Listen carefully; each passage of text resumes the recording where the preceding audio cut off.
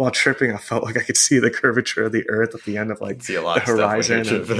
Yeah, no, definitely. This podcast is for educational and entertainment purposes only. Our goal is to educate and inform others about the realities of substance use in an engaging and entertaining format. We share these experiences so you can experience them without trying them yourself. By listening to this podcast, you agree not to attempt to recreate anything found in this episode or in any of our other content. We are not confessing to any acts stated in this podcast. The content in this episode should not be treated as factual or real in any way. Magic mushrooms might be able to cure addiction. For people suffering with severe PTSD, the benefit of talk therapy could be greatly improved with an unlikely drug, MDMA, popularly known as ecstasy. Could a drug stop suicidal thoughts in hours? Well, there is a drug. It's called ketamine. It's an anesthetic, also used illicitly as a club drug, and it's now being used by some doctors who have patients in a serious suicidal state. You're listening to Modern Day Hippie, the podcast about doing drugs in a responsible, fun, and safe way to improve your life. We're your hosts, Yuki and Reggie, and we hope you enjoy the show. Today, we are covering our pretty crazy New York City acid trip story. This isn't one that you're going to want to miss, so stick around for that. But in the meantime, Reggie, any interesting drug-related encounters in the last couple of days or weeks that you'd like to talk about? Yeah, I was actually about to throw that question back at you. I know this past weekend had some events for you. Yeah. So this weekend was honestly very busy. It was fun. I had a lot of old friends who were visiting me in town. And so Friday night, we were like pre-gaming and about to go out. And for context, I don't drink anymore. Haven't drank for almost a year now, with the exception of like a handful of times. But genuinely went like cold turkey, no alcohol for 3 or 4 months. And then drank once. And since then, in the last year, I have drank like a total of 3 times. And so one of those times was this past Friday night, which was like 4 or 5 days ago. And it was fun. Like in the moment, I appreciated the feeling of being drunk and, the way it acts as the social lubricant that it is. And even just being able to like buy my friends drinks and shots was very satisfying.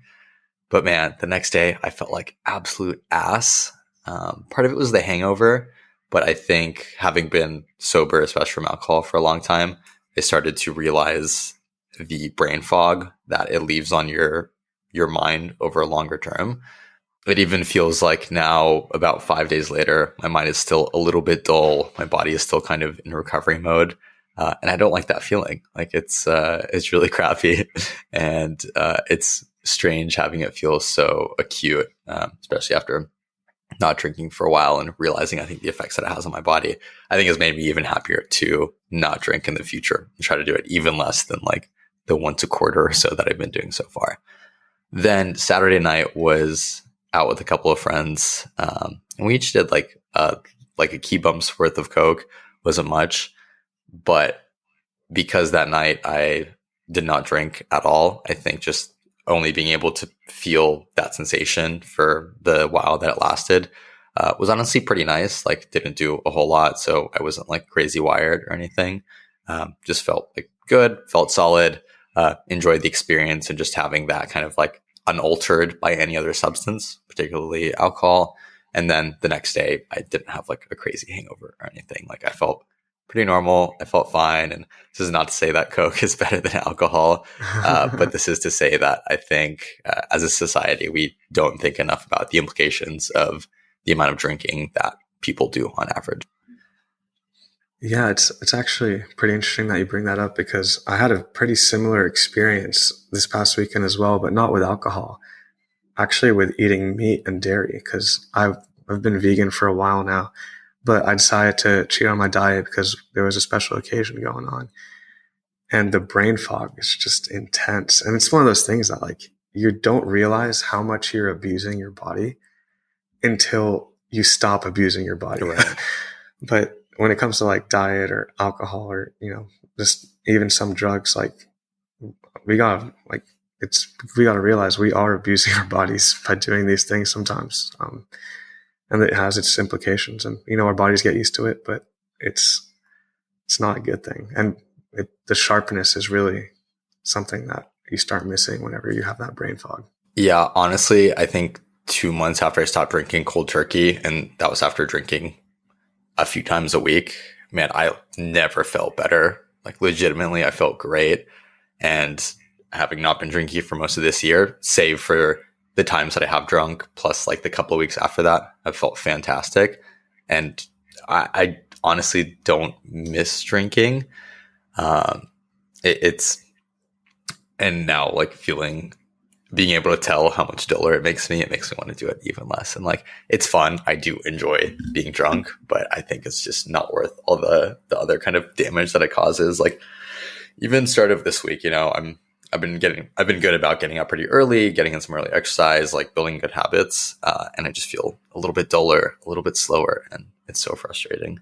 Yeah. As far as the animal product aspect, how long would you say is your like recovery timeline? So if you ate meat this weekend, how long would you estimate it would take for you to go back to feeling like clear-headed and normal? Yeah, I don't think it's as long as you experience with alcohol. I think for me, it's, like 2-3 days maybe. But the first day, like the next day and the day of especially, are definitely the worst. Like there were times like when I was vegan and I cheated, and like after having that meal, I just could barely keep my head up, and it's not a pleasant experience. Dude, I can imagine. Maybe I gotta try being vegan at some point. Yeah, that goes. I definitely recommend it. Just like cleanse your body a little bit. I think the thing with veganism for me, and I know that this isn't what we're talking about today, but for me, the thing with veganism is that it's not even about being vegan necessarily, at least from like the health aspect. Like for the moral perspective, like, yeah, definitely being vegan morally, there's a lot of reasons to do that. But from a health perspective, I think the reason I enjoy veganism so much is because the American diet is just such shit that restricting myself from a lot of these processed foods by default and a lot of these things that I shouldn't be eating just automatically makes me feel so much better, because I'm literally not damaging my body all the time, like as much as I would before. Yeah, totally. It's interesting, honestly, the parallels between your experience with veganism and mine with alcohol. And like, you're not obnoxious about it. Like we were at an event together this weekend. It was a pretty big deal. And, you ate meat, you didn't make a fuss about it. And I think it's good to do things within reason. Like I won't never touch alcohol. Like in the last 9 months, drank 3 times. If I'm in a really cool setting and there's just a cocktail that sounds like dank as fuck, then yeah, I'll probably get it or like take a couple of sips from someone. I think for a lot of things, going completely cold turkey is definitely an option, but not totally necessary. I think you can still enjoy the things in life as well, if that's something that kind of fits within your definition of that substance and your enjoyment with it. Yeah, I totally agree. And I think it really goes back to like why you're doing it in the first place. Like I'm vegan mostly for health reasons. There's a smaller moral aspect to it, but I am a little bit more realistic in my ability to impact that, in my opinion. But whenever I was in college, there was this girl that was vegan for moral reasons. And she would, if you gave her a plate of meat with dairy or whatever it was, then she would still eat it, because in her mind, she was like, yeah, I'm vegan, but I also believe in not wasting food. And like, if you're just going to throw it away, then it would literally be better for me to eat it as a vegan than like eat something else that required more resources to make for no reason. Like, which I thought I really respected that. I thought that was really cool. Yeah, honestly, I've never heard that take before, and I feel like I'm honestly so curious about the different like flavors of veganism. This is a topic I think we should dive into in the future. Not quite a drug, but honestly, quite a few parallels. It definitely is in parallel with our name.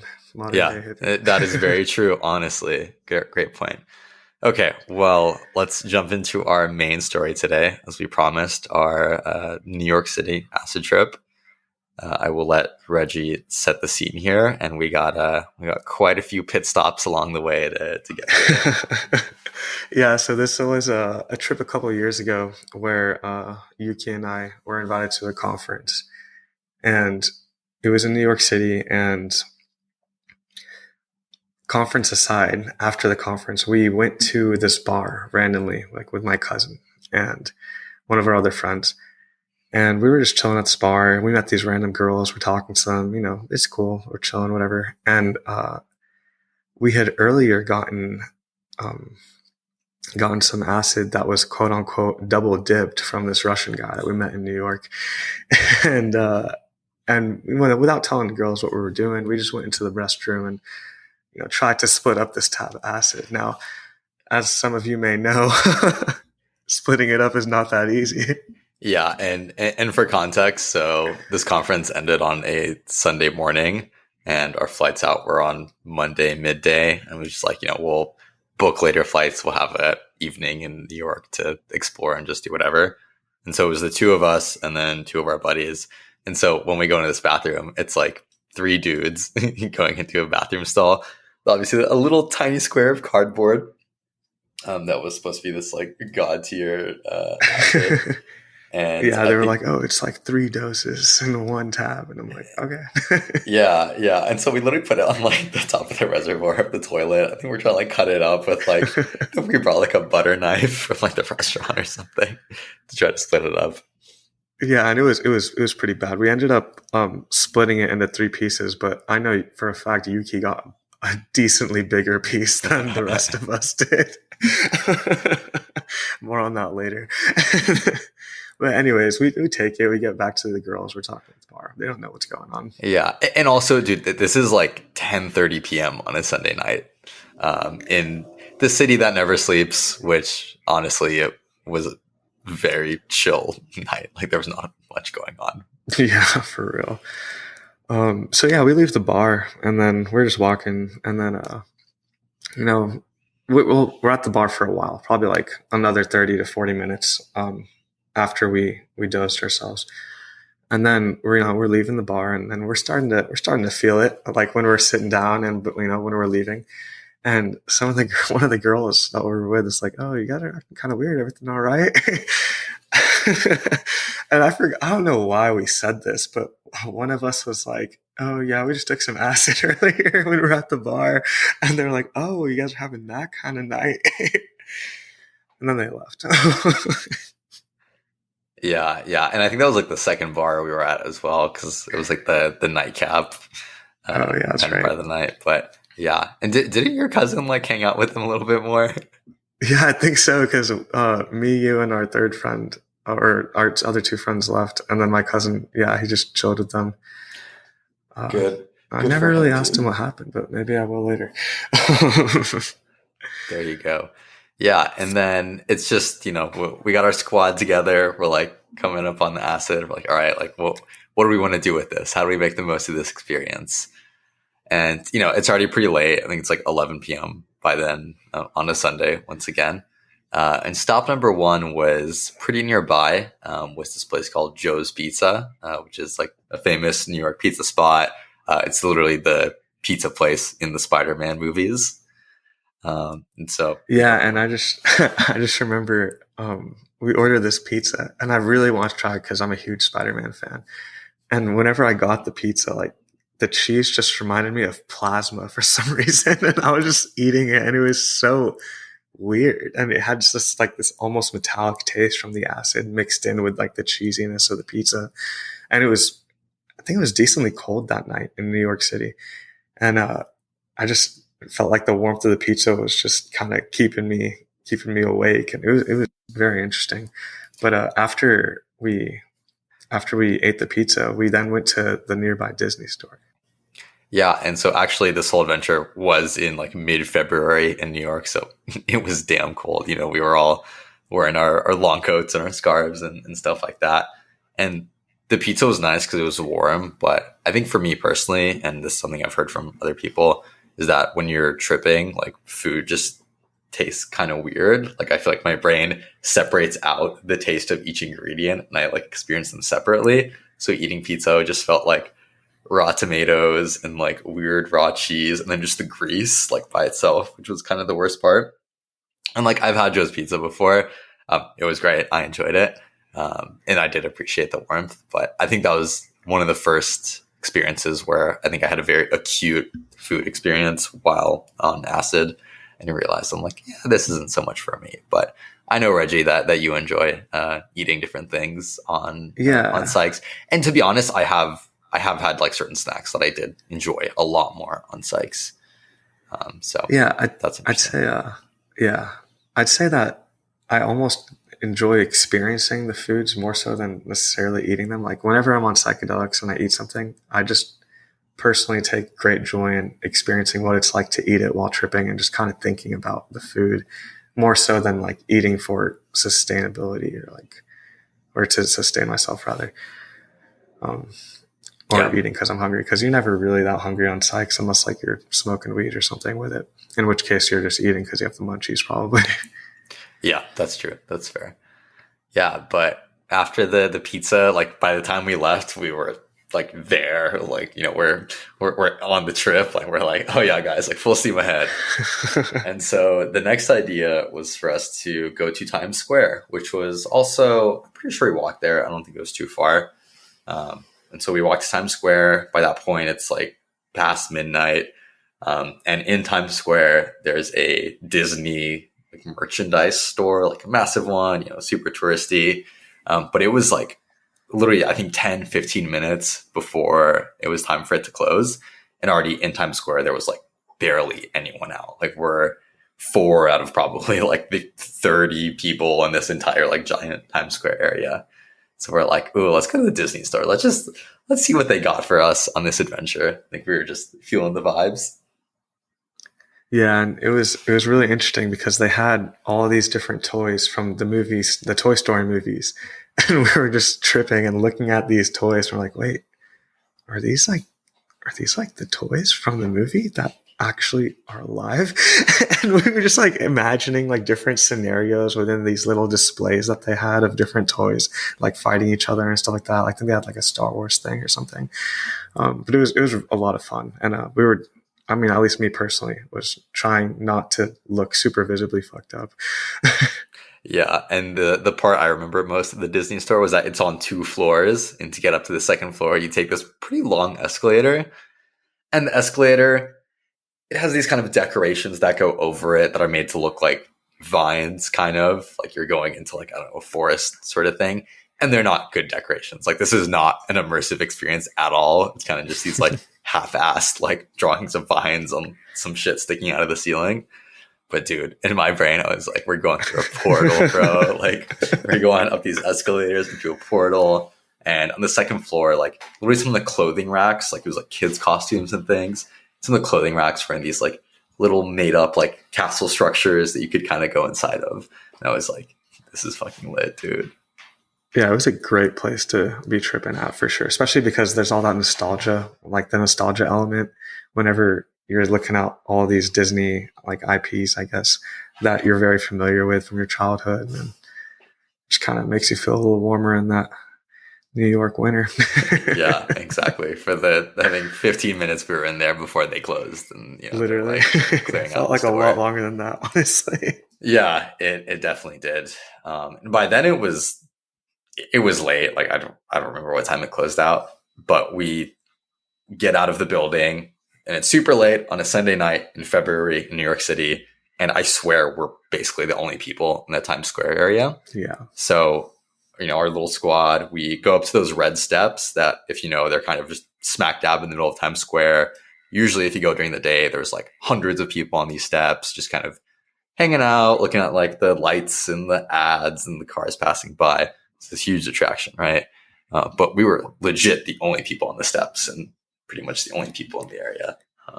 Yeah, and then we're just sitting on these steps, and then Yuki looks at me and he's like, "Hey, Reggie, do you see that? You see that flickering tile over there?" And like, you know how in New York they have a bunch of like light panels that just like are like different light tiles that form advertisements and stuff like that. And then I'm like, yeah, I see it flickering. What's up with that? And he's like, yeah, it's actually a curve.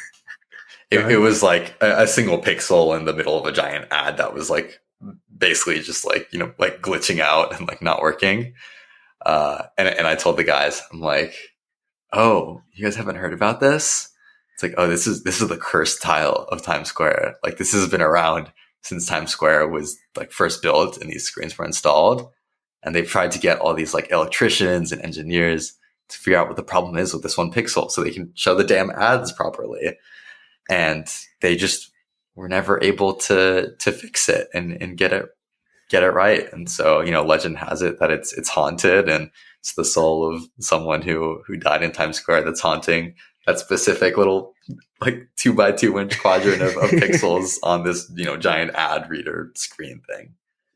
Yeah, and I had not at that point in my life spent very much time at all in New York City, but I knew that Yuki had. So I just believed that it was this urban legend that everybody in New York City knew. And I'm like, man, that's so awesome. I'm so glad Yuki's here to tell us that. Yeah. And then I think I let y'all, because everyone else in the group like totally went along with it. And as I was telling the story, like I completely pulled it out of my ass. I had this moment of clarity during my trip when I was like, oh, I could really fuck with these guys right now. And I literally just made that up as I went, like one sentence at a time. And they believed me. I let them go along with it for a couple of minutes.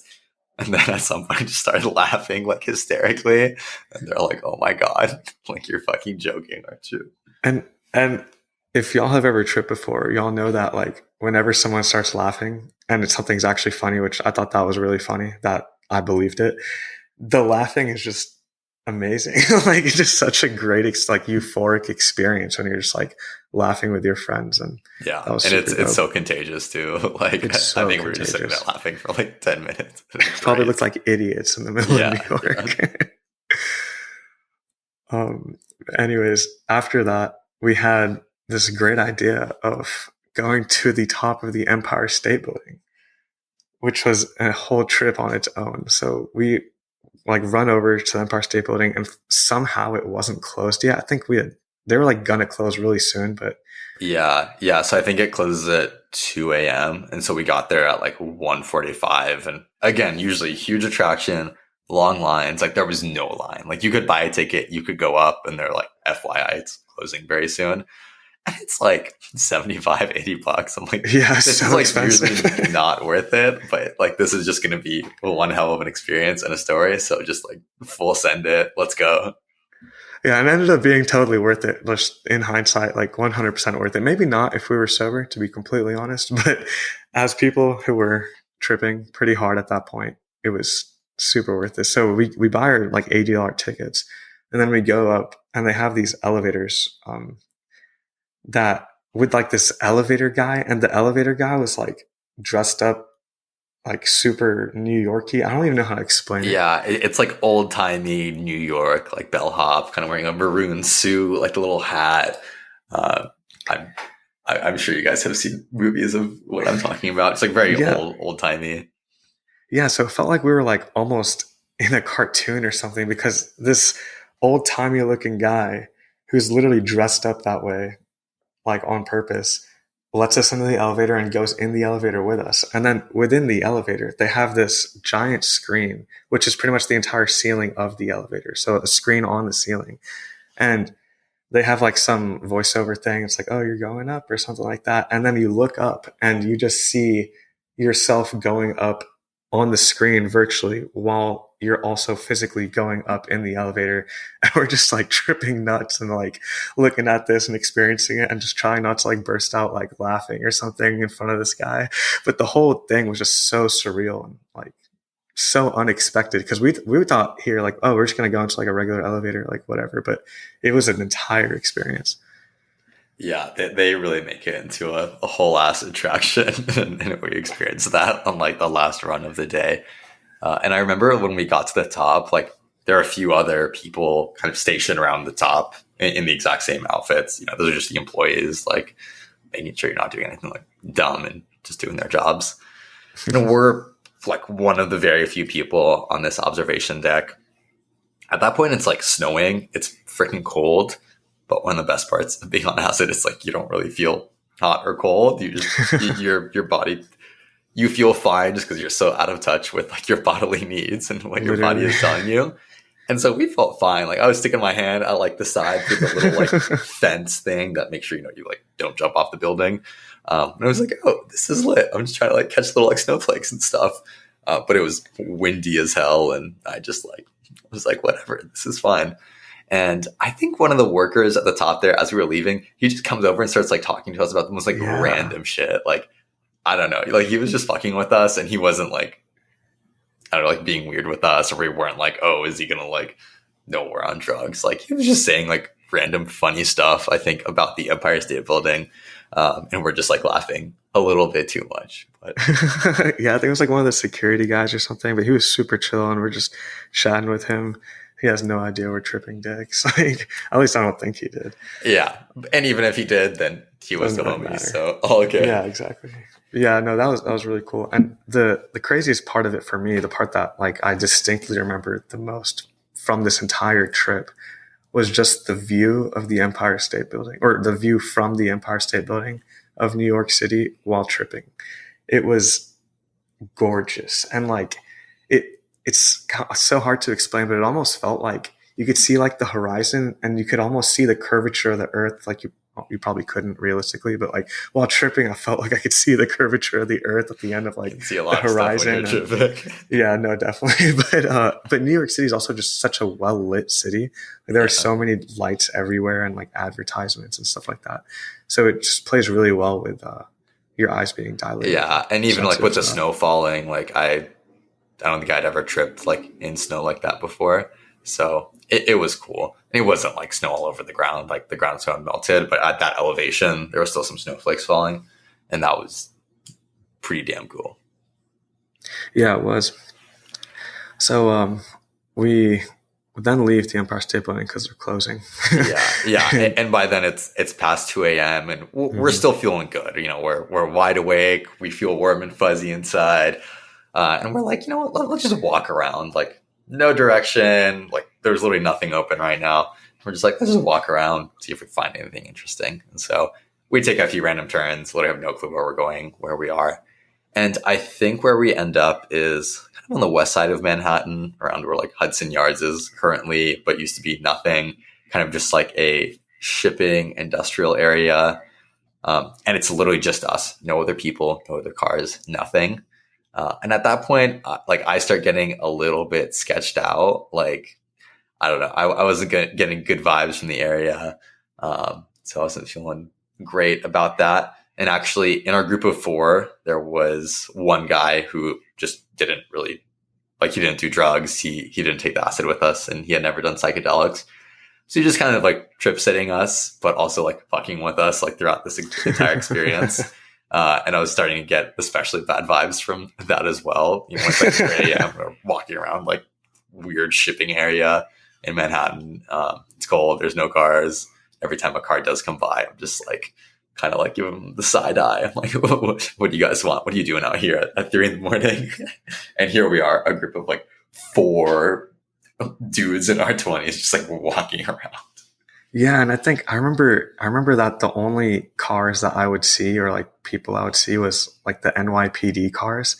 And just as someone who like does a decent amount of drugs, I feel like by default I was a little sketched out by seeing cops everywhere. And yeah, that's what it was. And yeah, at some point, like we stop on a street and I'm like, hey guys, like I think it might be time to bail out, like pull the ejection seat and get out of here. And they're like, yeah, okay, sounds good. And so our goal was to get across the river onto the Jersey side, because we had a buddy who we were going to crash with for the night. And like, he knew we were tripping. He just stays awake normally regardless. So he's like, yeah, you guys come whenever you want. You're good. And so we like map it. We're like, oh, could we walk there potentially instead of calling an Uber? And we see on the map, like, oh yeah, it's like like a 30, 45 minute walk. And we were like, yeah, you know, we'll give it a try. It looks like there's a bridge that we can cross. And so we walk a couple more blocks to like where we think this bridge is, but it's actually literally like just a tunnel with, I don't think, a single sidewalk. Like it's just for cars to get from Manhattan to the Jersey side of the river. Right. Yeah. And at that point I was like, yeah, like, fuck it. We're just going to call a car. Like, it's not that big of a deal. And I remember how I really felt very like, I almost felt like privileged to just be able to like call a car to like take me somewhere like safe and like get out of this area that like, it wasn't sketchy. Like there was no one else there. It was just, like literally just the street. It was just like an industrial warehouse area that like honestly was probably fine. But it was nice to feel like, okay, you know, in 2020, whatever year it was, or 2019, this was pre-COVID, just to be able to like pull out a phone and like get out of jail free card with an Uber for like a couple of bucks. That felt nice. I was very grateful for that is my point. Yeah, and it's especially mind-blowing when you're still tripping and you're just kind of thinking to yourself, wow, I really have the ability to just pull out this device from my pocket, which we haven't been using our phones the whole time because it just didn't feel like what we wanted to do while we were tripping, since it was also just hard to look at since it was literally a screen, right? And our eyes are all dilated.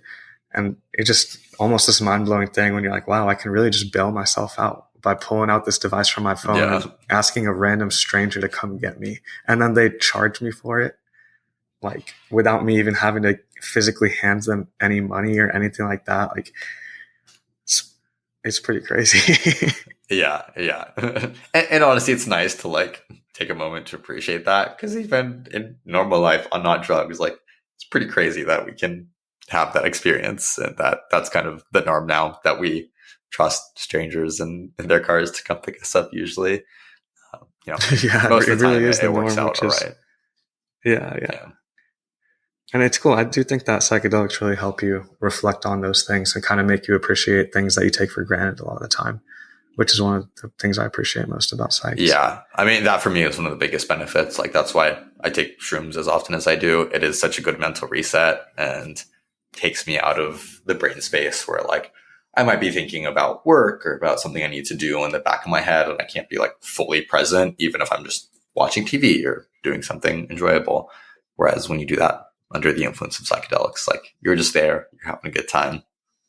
That's all that you have capacity in your brain to think for. But to close the loop on this story, so, we call our Uber, we wait like 10, 15 minutes in the cold, just trying to stay warm in like a little penguin huddle with the four dudes.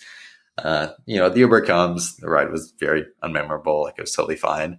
And so he drops us off at the address that our friend had given us. And so we'd never been to his place before. He just gave us the address. We just put it in and we go there. And it's just like pretty nice apartment complex, there's like a gate that we can't get through. So we call him to come let us in. And luckily he was awake. I think it took him a call or two to actually answer, but he came, he got us, and he was a homie because by then it was, I think, at least like 4 a.m. Yeah. And he just kind of like stayed up with us. We just chatted and hung out. And I think we all only went to bed at like 5 a.m. At which point, at that point, like by the time we got to him, we were coming down. You kind of get this like afterglow effect, as we call it, which is just when you're feeling good vibes, you're not like getting crazy visuals and you're able to interact pretty normally, but you have this residual, just feel good energy that honestly is really nice. Like I think a very underrated part of a trip on psychedelics. Yeah, I'd say that's the period of time where a lot of people choose to smoke weed, because then they can just kind of bring back some of the other effects of the psychedelic, kind of revive it a little bit. But for us, I mean, that was a plenty long trip. Like we were trying to get to sleep so we can wake up early enough for our flight and get to the right places. But yeah, the sleeping arrangement was pretty fucked. I was squished like on the ground with one of my other friends. Like we were practically like sardines, like packed onto the ground. And at the time I had sleep apnea. We were snoring super loud. It was pretty bad, but we made it through, and it was a great experience overall for sure. And definitely grateful for our friend who hosted us. That was awesome. Yeah, it was dank. And it's so funny. I feel like so many times that I've been to New York, I've crashed with friends and just like the most like uncomfortable situations, but I didn't give a shit at all. Like I think a year or two prior to that, when I had gone to New York, I was out with some friends and we got like super fucked up just drinking, because that was years ago when I still drank a lot. And my philosophy was always like, if you drink enough, you can sleep anywhere very comfortably, like literally on the floor. You're not wrong. Yeah. And sure enough, like I went to this buddy's place and he was hosting like 4 of us. So I think there was one guy like sharing the bed with him. There were 2 on an air mattress.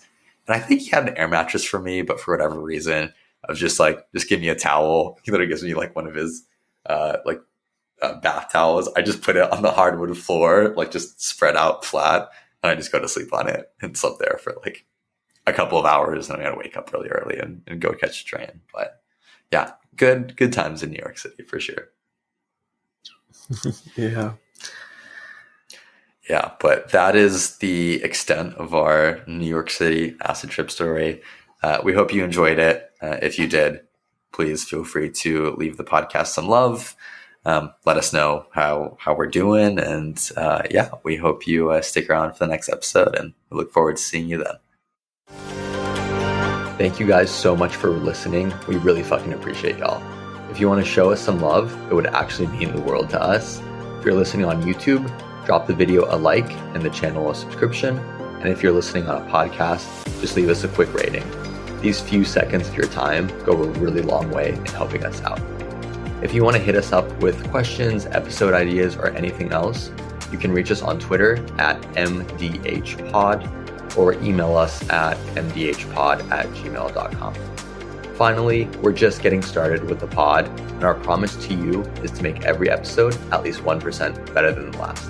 We'll catch you next week.